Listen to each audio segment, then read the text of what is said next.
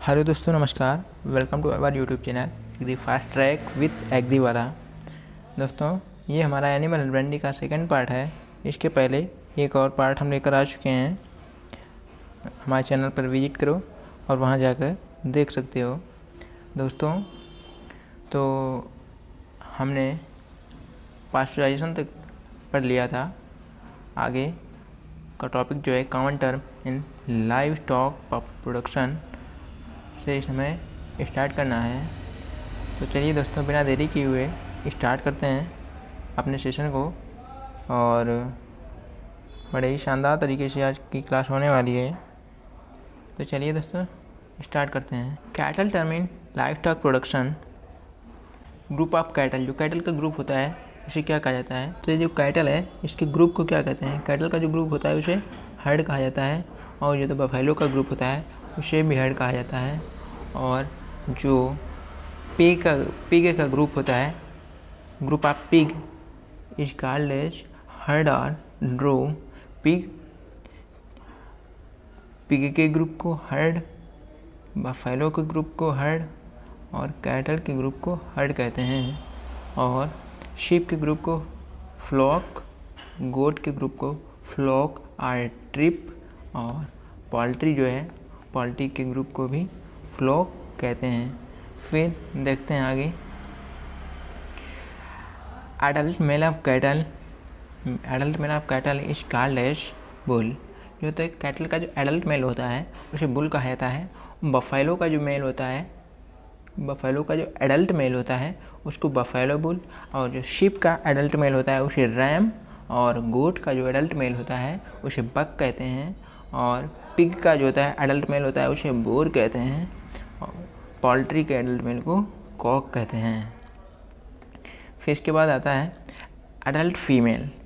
अब कैटल के adult female को काऊ, बफेलो की एडल्ट फीमेल को बफेलो काऊ, शीप के एडल्ट फीमेल को यू आर डैम।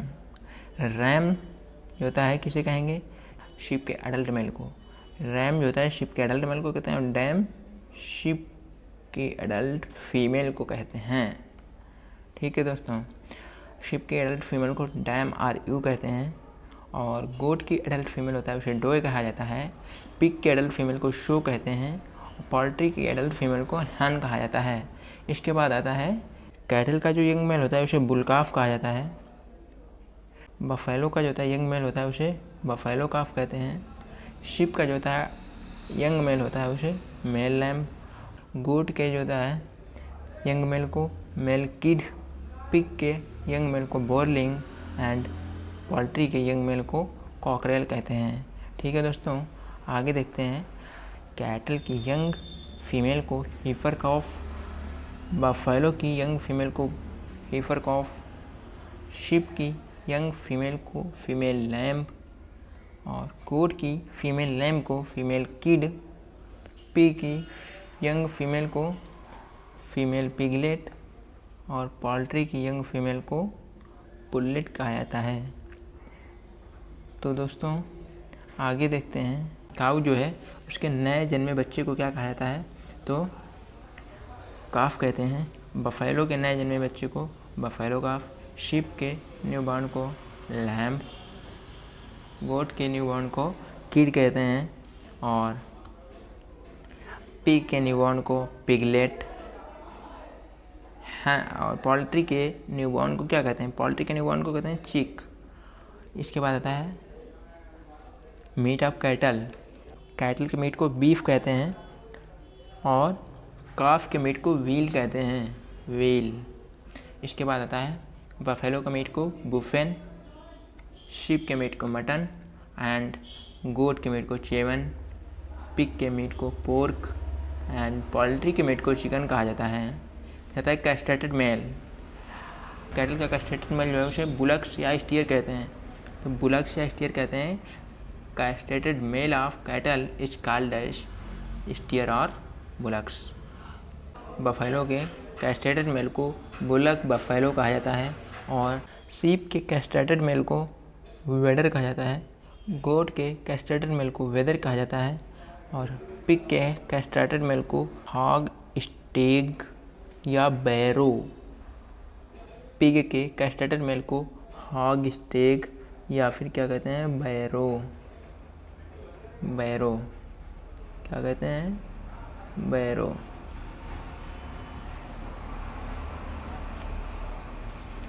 ये बैरो कहते हैं। ठीक है दोस्तों, फिर उसके बाद मिलते हैं पोल्ट्री के जो होता है कैस्ट्रेटेड मिल्क को क्या कहते हैं, तो पोल्ट्री के कैस्ट्रेटेड मिल्क को कैपन कहते हैं। इसके बाद आता है मैटिंग। कैटल में मैटिंग होता है तो उसे शर्विंग कहते हैं। कहीं कहीं दोस्तों ये सर्विसिंग में लिखा है, तो देख लेना एग्जाम में जो भी है, शर्विंग या सर्विसिंग। तो यहाँ पे कैटल में मैटिंग की जो प्रोसेस होती है उसे शर्विंग कहते हैं। बफेलो में भी शर्विंग कहते हैं, गोट में भी शर्विंग कहते हैं, और पोल्ट्री में भी शर्विंग कहते हैं। चारों ये जो हैं cattle, buffalo, goat and poultry में शर्विंग। पिग में जो होता है मेटिंग की प्रोसेस होती है उसे क्या कहते हैं, तो कपलिंग, और शिप में होता है तो टपलिंग कहते हैं। फिर इसके बाद होता है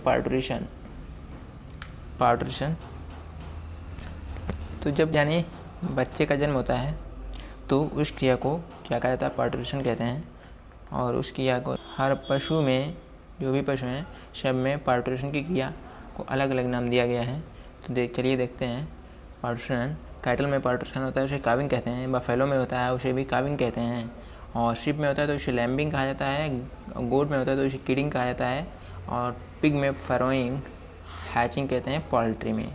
इसके बाद आता है साउंड प्रोडक्शन। साउंड प्रोडक्शन की क्रिया को क्या कहा जाता है, कैटल में जो साउंड प्रोडक्शन की क्रिया होती है उसे बेलोइंग। बफेलो में साउंड प्रोडक्शन की क्रिया जो होती है उसे भी बेलोइंग कहते हैं। और शिप में ब्लीटिंग, गोट में ब्लीट, और जो होता है पिग होता है उसे ग्रूंटिंग कहा जाता है। पिग में जो होता है साउंड प्रोडक्शन की क्रिया जो होती है उसे क्या कहते हैं, ग्रूंटिंग।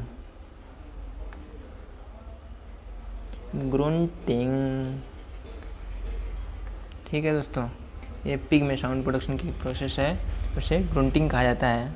और दोस्तों ये क्वेश्चन जो है हमारा फरोइंग, ये FO एग्ज़ाम में पूछा गया है। FO 2021 में आ चुका है। FO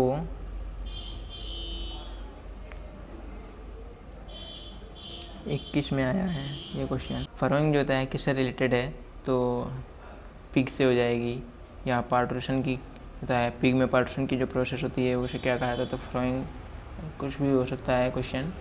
ठीक है दोस्तों, चलिए आगे देखते हैं।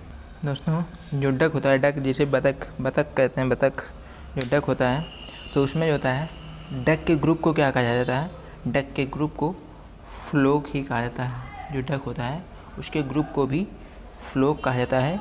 और डक का जो होता है एडल्ट मेल होता है, डक के एडल्ट मेल को क्या कहते हैं, ड्रैक।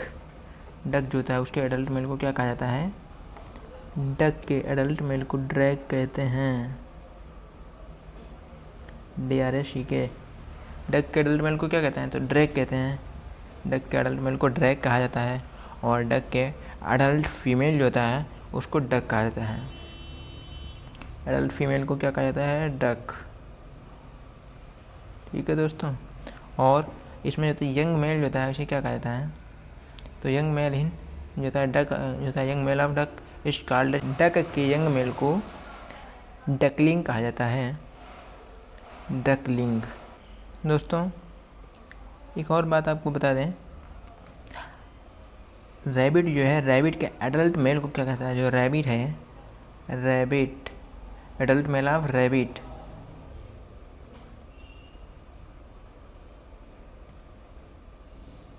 Adult male of rabbit. Rabbit का जो एडल्ट मेल होता है उसे क्या कहते हैं, तो जो रैबिट का एडल्ट मेल होता है उसे भी बक कहा जाता है। रैबिट के एडल्ट मेल को क्या कहा जाता है, रैबिट के एडल्ट मेल को बक कहा जाता है। ठीक है दोस्तों, और जो ये शिप का जो होता है एडल्ट मेल होता है इसे रैम और बक इसे भी कहा जाता है, इसे भी बक बोला जाता है, जो भी एग्जाम में आ जाए ऑप्शन। ठीक है दोस्तों जो ये गोट है, गोट की एडल्ट फीमेल जो होती है, गोट की एडल्ट फीमेल को डोए या नैनी कहा जाता है, नैनी कहा जाता है। ठीक है दोस्तों, ये एस.आर. कांतवा सर की जो बुक है उसमें ऑप्शन दिया है, उसमें डोए ऑप्शन नहीं दिया गया है, उसमें डोए की जगह नैनी दिया गया है। तो ऐसे अगर एग्ज़ाम में क्वेश्चन आ जाए तो वहाँ पे नैनी सही करना होगा, या दोनों दिए हैं तो दोनों सही होंगे, डोए अथवा नैनी। गोट की एडल्ट फीमेल को डोए अथवा नैनी कहा जाता है। ठीक है, आगे देखते हैं दोस्तों। डोमेस्टिकेटेड एनिमल, तो जो पालतू पशु होते हैं इनका body temperature, respiration rate, pulse rate वगैरह देखेंगे। तो यहाँ पे दोस्तों जो काऊ है, काऊ, तो इसका जो होता है बॉडी टेम्परेचर कितना होता है 101.5 डिग्री फ़ारेनहाइट, 101.5 डिग्री फ़ारेनहाइट होता है बॉडी टेम्परेचर। बफेलो का क्या होता है, बफेलो का होता है 100 डिग्री फ़ारेनहाइट। गोट जो है, गोट का होता है 102.5 डिग्री फ़ारेनहाइट, और शीप का होता है 102 डिग्री फ़ारेनहाइट। आगे देखते हैं जो कैमल है, कैमल का बॉडी टेम्परेचर होता है 99.5, पिग का बॉडी टेम्परेचर होता है 102.6 डिग्री फ़ारेनहाइट, और हेन का होता है 105 to 107 डिग्री फ़ारेनहाइट दोस्तों। और ह्यूमन जो होता है, ह्यूमन का बॉडी टेम्परेचर कितना होता है, ह्यूमन का जो बॉडी टेम्परेचर होता है 98.6 डिग्री फ़ारेनहाइट होता है, 98.6 डिग्री फ़ारेनहाइट। ये होता है तुम्हारा ह्यूमन का बॉडी टेम्परेचर। किसका होता है, ह्यूमन का, ये ह्यूमन का बॉडी टेम्परेचर होता है। और ह्यूमन का टेम्परेचर डिग्री सेंटीग्रेड में कितना होता है, तो 37 डिग्री सेंटीग्रेड होता है। कितना होता है, 37 डिग्री सेंटीग्रेड, 37 डिग्री सेंटीग्रेड होता है ह्यूमन का बॉडी टेम्परेचर, या 98.6 डिग्री फ़ारेनहाइट बॉडी टेम्परेचर होता है। और अगर रेस्पायरेशन की बात करी जाए ह्यूमन में, तो रेस्पायरेशन रेट होता है 12 से 16 होता है ह्यूमन में, 12 से 16 होता है रेस्पायरेशन रेट इन ह्यूमन, 12 से 16 है। और पल्स रेट इन ह्यूमन कितनी होती है, तो ह्यूमन में पल्स रेट होता है 70 से 100 होता है। पल्स रेट कितना होता है, पल्स रेट इन ह्यूमन में 70 से 100 होता है पल्स रेट। ये पल्स रेट दिया गया है। और ये क्या दिया गया है, ये दिया गया है मैंने रेस्पायरेशन रेट 12 से 16, पल्स रेट होता है 70 से 100, और फ़ारेनहाइट में टेम्परेचर होता है 98.6 डिग्री फ़ारेनहाइट, और सेंटीग्रेड में 37 डिग्री सेंटीग्रेड होता है। ठीक है दोस्तों, आगे देखते हैं। काऊ का जो होता है टेम्परेचर इन डिग्री सेंटीग्रेड में 38.5 डिग्री सेंटीग्रेड। बफेलो का जो होता है 37.5 डिग्री सेंटीग्रेड। और गोट जो होता है, गोट का होता है 39.1, और शीप का होता है 39 डिग्री सेंटीग्रेड, और पिग का होता है 39.2 डिग्री सेंटीग्रेड। पिग का टेम्परेचर कितना होता है, 39.2 डिग्री सेंटीग्रेड होता है। ठीक है दोस्तों, पिग का टेम्परेचर 39.2 डिग्री सेंटीग्रेड रहता है। कैमल जो होता है, कैमल का कितना होता है, तो 37.5 डिग्री सेंटीग्रेड। और ह्यूमन का कितना था, ह्यूमन का 37 डिग्री सेंटीग्रेड था, और कैमल का 37.5 डिग्री सेंटीग्रेड है। हैन का कितना होता है, तो हैन जो है, हैन का बॉडी टेम्परेचर होता है 41.7 डिग्री सेंटीग्रेड, 41.7 डिग्री सेंटीग्रेड, या 105 से 160 डिग्री फ़ारेनहाइट होता है। ठीक है, अब बात करते हैं हम रेस्पायरेशन रेट की। तो रेस्पायरेशन रेट देख लेते हैं कि इसमें कितनी दी गई है। रेस्पायरेशन रेट जो है, काऊ, बफेलो एंड ह्यूमन की रेस्पायरेशन रेट सेम होती है। कितनी होती है, 12 से 16। और गोट जो है, गोट का 12 से 20 होती है रेस्पायरेशन रेट, शिप की 12 से 20 होती है। Respiration rate of goat and sheep 12 से 20 होती है। नेक्स्ट आगे देखते हैं दोस्तों।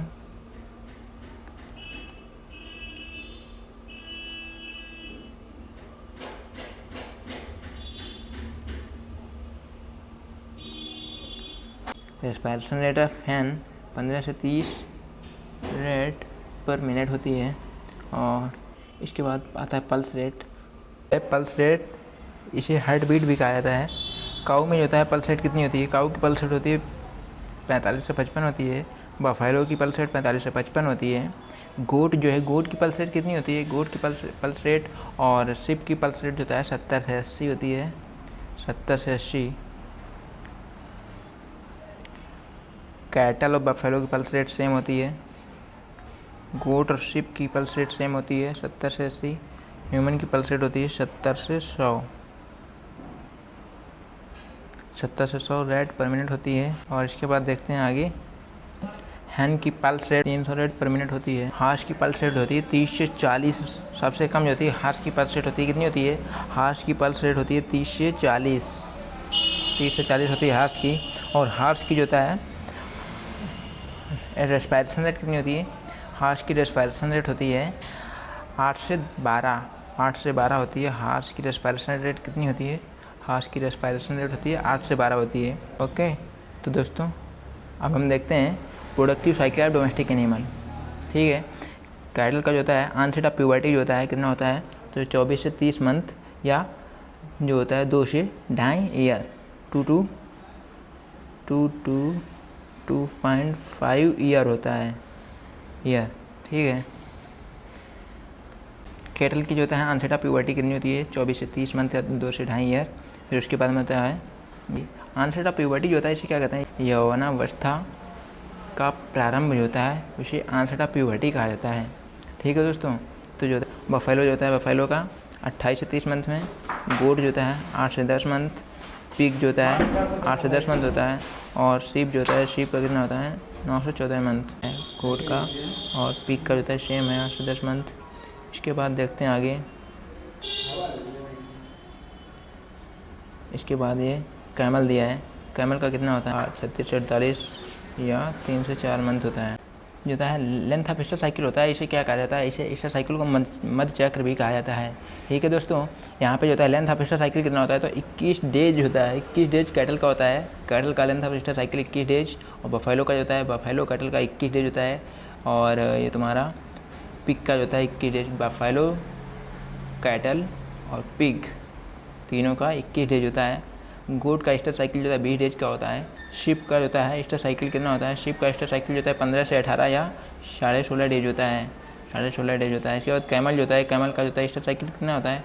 कैमल का ईस्टर साइकिल होता है 10 डेज का होता है। कैमल जो है, कैमल का ईस्टर साइकिल कितना होता है? तो कैमल का ईस्टर साइकिल 10 डेज का होता है। ठीक है दोस्तों, 10 डेज। इसके बाद आता है length of heat period. Heat period जो होता है कैटल का जो होता है 18 आवर होता है। और बफेलो का 24 आवर होता है। और शिप का कितना होता है? शिप का जो होता है 1 से 3 दिन। गोट का 2 से 3 दिन। पिग का 1 से 5 दिन।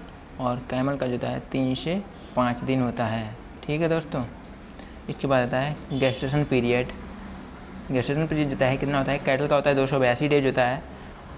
बफेलो का 316 डेज। गोट का जो होता है 150 डेज होता है। और शिप का होता है 148 डेज। और शो जो होता है तुम्हारा, शो का कितना होता है?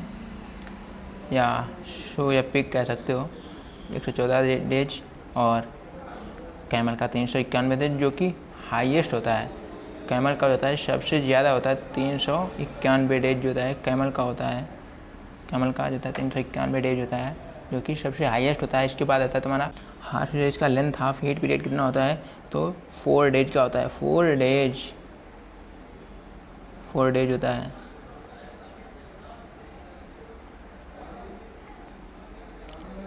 4 डेज होता है लेंथ ऑफ हीट पीरियड। ठीक है दोस्तों, आगे होता है हॉर्स का तक गेस्टेशन पीरियड कितना होता है? तो हॉर्स का गेस्टेशन पीरियड होता है 336 डेज। 336 डेज होता है, या हॉर्स का होता है गेस्टेशन पीरियड होता है। ठीक है दोस्तों, आगे देखते हैं। कंपोजिशन ऑफ मिल्क जो होता है, मिल्क का कंपोजिशन देख लेते हैं। जो होता है साफ दोस्तों, इसमें जो होता है हाईएस्ट और लोवेस्ट ही पूछा जाता है, और बाकी ऐसे नॉर्मली नहीं पूछा जाता है। तो हमें केवल मेन देखना है जो इसमें पूछा जाने वाला है। तो सबसे ज़्यादा जो होता है वाटर परसेंट किस में होता है? तो सबसे ज़्यादा जो होता है वाटर परसेंट जो होता है गोट में होता है, 87% है। और उसके बाद में ये काऊ आता है। तो दोस्तों यहाँ पे थोड़ा ध्यान देना हो सकता है कहीं एग्ज़ाम में ये ऑप्शन ना दिया जाए, काऊ दे दे, क्योंकि बहुत थोड़ा डिफरेंस है, तो हो सकता है शायद ऐसा हो, तो ध्यान रखना। गोट के बाद काऊ है, वैसे सबसे हाईएस्ट जो है तो गोट में ही है। ठीक है दोस्तों। उसके बाद जो होता है फैट परसेंट जो होता है सबसे ज़्यादा किस में होता है, तो सबसे ज़्यादा फैट परसेंट जो होता है वो होता है तुम्हारा शीप में। यहाँ पे ये बफेलो दिया गया है, लेकिन शीप में जो होता है 8.5 होता है दोस्तों। शीप में जो होता है यहाँ पे रॉन्ग दिया गया है, 8.5% फैट होती है शीप में।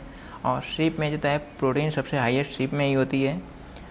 और जो होता है लैक्टोज परसेंट जो होता है सबसे ज़्यादा किस में होता है, तो ह्यूमन में होता है। ह्यूमन लैक्टोज परसेंट सबसे ज़्यादा किस में होता है, तो ह्यूमन में होता है। ठीक है दोस्तों, ह्यूमन में सबसे ज़्यादा लैक्टोज परसेंट होता है। सबसे ज़्यादा वाटर हाईएस्ट वाटर, एक बार फिर से देख लेते हैं हम। तो हाईएस्ट वाटर परसेंट पूछा है तो गोट, हाईएस्ट फैट परसेंट पूछा जाए तो होगा शीप, कितना 8.5%। ठीक है। और इसके बाद आता है हाईएस्ट प्रोटीन पूछा जाए तो शीप 5.5%। और हाईएस्ट जो होता है लैक्टोज पूछा जाए तो किस में, ह्यूमन में होता है। तो यहाँ पे दोस्तों बफेलो में फैट परसेंट कितना होता है, बफेलो में फैट परसेंट होता है 7.38% दिया है। बफेलो में फैट परसेंट 7.38 और शीप में होता है 8.5% होता है दोस्तों। आगे देखते हैं न्यूट्रिएंट्स जो होते हैं इनका जो होता है बैक्टीरियल फर्मेंटेशन जो होता है वो किस बैक्टीरिया के द्वारा होता है, ये हमें देखना है दोस्तों। तो चलिए देखते हैं। कार्बोहाइड्रेट का फर्मेंटेशन किसके द्वारा होता है, तो स्ट्रेप्टोकोकस लैक्टिस द्वारा होता है। कार्बोहाइड्रेट का फर्मेंटेशन स्ट्रेप्टोकोकस लैक्टिस द्वारा होता है। प्रोटीन का फर्मेंटेशन जो होता है बैसिलस सब्टिलिस द्वारा होता है। प्रोटीन का फर्मेंटेशन किसके द्वारा होता है, तो बैसिलस सब्टिलिस द्वारा होता है। और इसके बाद क्या आता है, इसके बाद आता है तुम्हारा फैट जो होता है, फैट का फर्मेंटेशन जो होता है स्यूडोमोनास फ्रैगी द्वारा होता है। स्यूडोमोनास फ्रैगी द्वारा होता है। फैट का फर्मेंटेशन किसके द्वारा होता है, स्यूडोमोनास फ्रैगी। एफ से फैट और एफ से फ्रैगी, तो याद रखना स्यूडोमोनास फ्रैगी। ठीक है दोस्तों, आगे देखते हैं conversion of milk into curd. Curd में जो होता है मिल्क का कन्वर्जन जो होता है, या मिल्क से कर्ड में जो होता है जब कन्वर्जन होता है तो किस बैक्टीरिया के द्वारा होता है, तो आता है लैक्टोबैसिलस थर्मोफिलस। ठीक है दोस्तों, लैक्टोबैसिलस थर्मोफिलस होता है। ठीक है दोस्तों, आज इतना ही रखेंगे। नेक्स्ट क्लास में हम जो है classification of cattle breed in India लेके आएंगे। ओके दोस्तों, तो चलिए दोस्तों कुछ एक्स्ट्रा पॉइंट देख लेते हैं जो कि काफ़ी इंपॉर्टेंट है। होता है most important constituent of milk क्या होता है, तो most important constituent of milk, most important constituent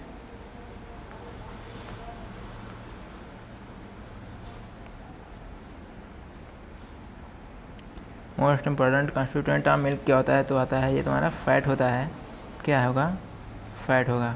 ठीक है दोस्तों, आगे देखते हैं iso electric point of milk. Milk का जो होता है आइसो इलेक्ट्रिक पॉइंट कितना होता है, तो जो मिल्क है,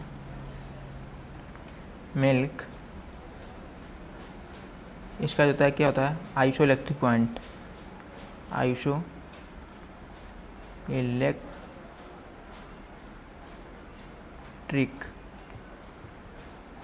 iso electric point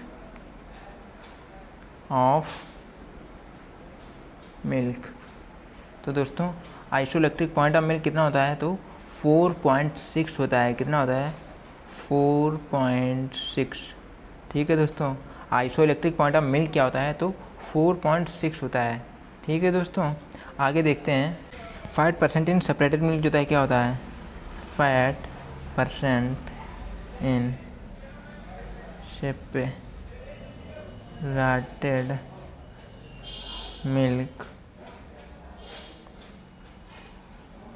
milk, fat percent in separated milk जो होता है क्या होता है, तो फैट परसेंट सेपरेटेड मिल्क में होता है जो होता है लेस देन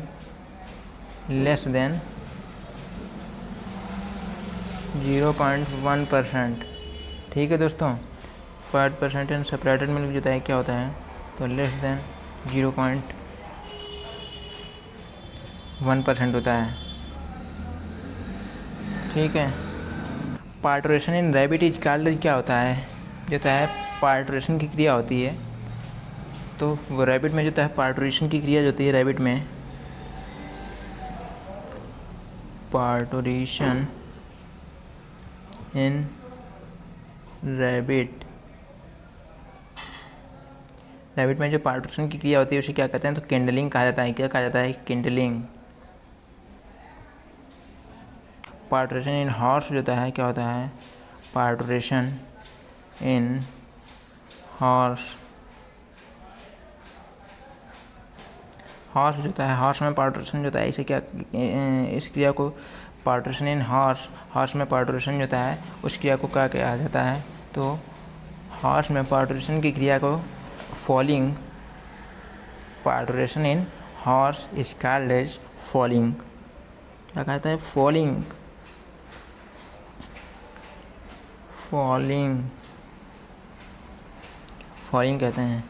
ठीक है दोस्तों, आगे देखते हैं एसएनएफ क्या होता है। मिल्क जो होता है, मिल्क में एक तो 5% होता है, एक 89% होता है। तो सिंगल जो होता है, टोन्ड मिल्क जो होता है केवल होता है, क्या होता है? Toned milk.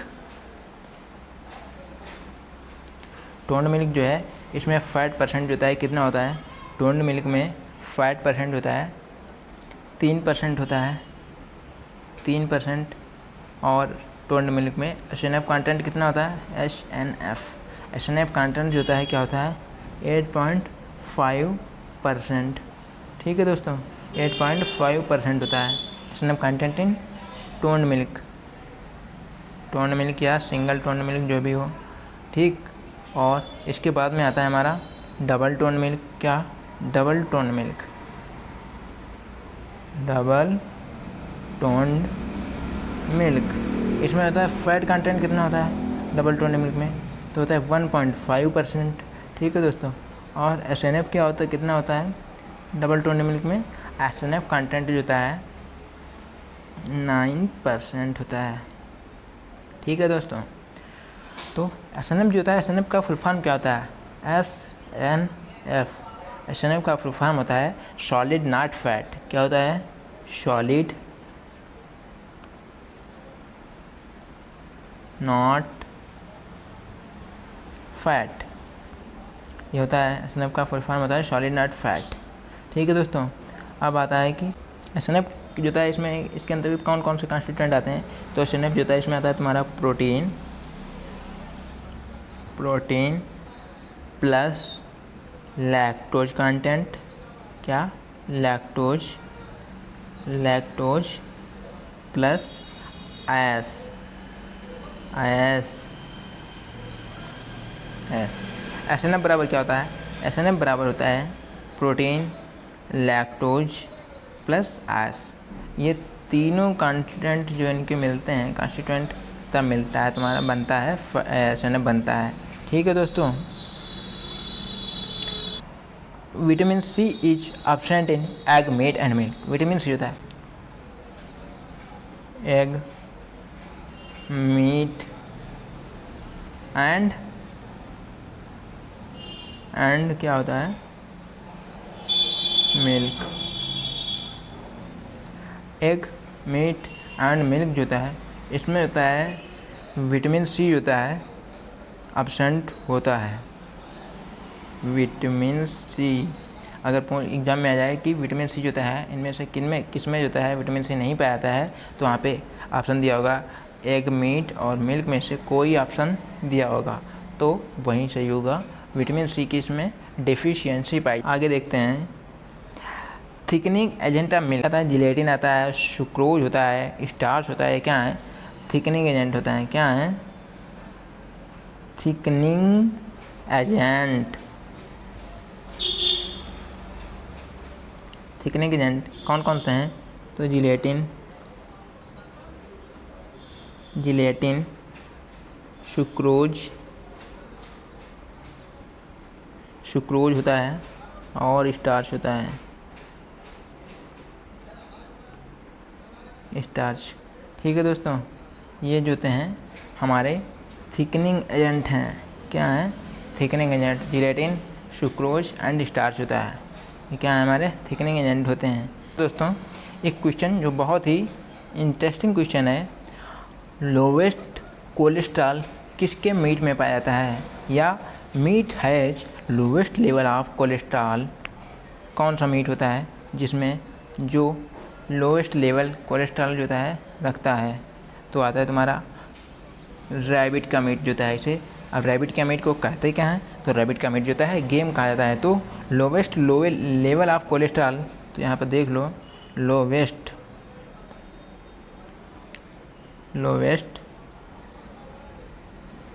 Level of cholesterol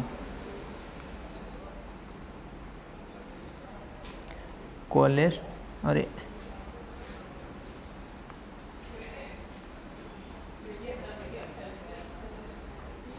lowest level of cholesterol जो होता है किस में पाया जाता है, तो लोवेस्ट लेवल ऑफ कोलेस्ट्रॉल पाया जाता है रैबिट मीट।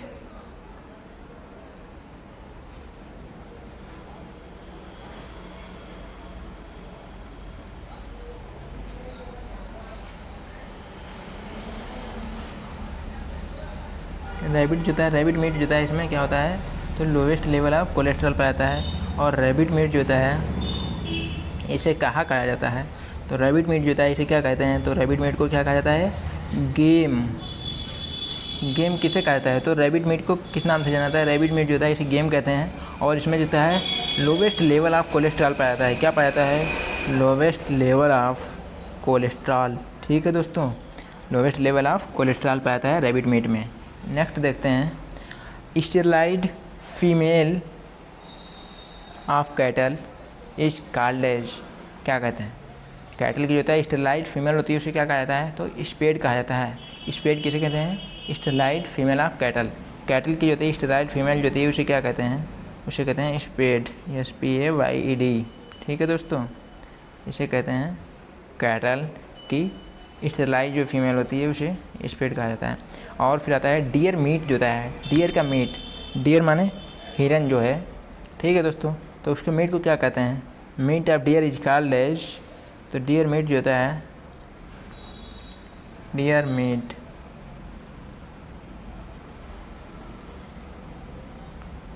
इसे क्या कहा जाता है, डियर मीट को कहते हैं वेनिजन। ठीक है दोस्तों, डियर मीट को क्या कहा जाता है, तो डियर मीट को कहा जाता है वेनिजन कहा जाता है। वर्ल्ड मिल्क डे कब होता है, वर्ल्ड मिल्क डे, और एक होता है national milk day. World milk day और यहाँ पे नेशनल मिल्क डे। देखते हैं दोस्तों दोनों। ठीक है, तो नेशनल मिल्क डे जो होता है वो कब होता है, तो होता है 26 नवंबर। 26 नवंबर को होता है नेशनल मिल्क डे। और जो तो वर्ल्ड मिल्क डे कब होता है, तो वर्ल्ड मिल्क डे होता है हमारा 1 जून। ठीक है दोस्तों, वर्ल्ड मिल्क डे कब होता है, तो 1 जून को होता है। ओके दोस्तों, ठीक है दोस्तों, आज इतना ही रखते हैं, मिलते हैं नेक्स्ट क्लास में अगली वीडियो के साथ। और दोस्तों अगर हमारा वीडियो आपको अच्छा लगा हो तो प्लीज़ चैनल को सब्सक्राइब करें, वीडियो को लाइक करें एंड वीडियो को शेयर करें। ओके दोस्तों, मिलते हैं नेक्स्ट वीडियो में। Okay, thank you, bye bye.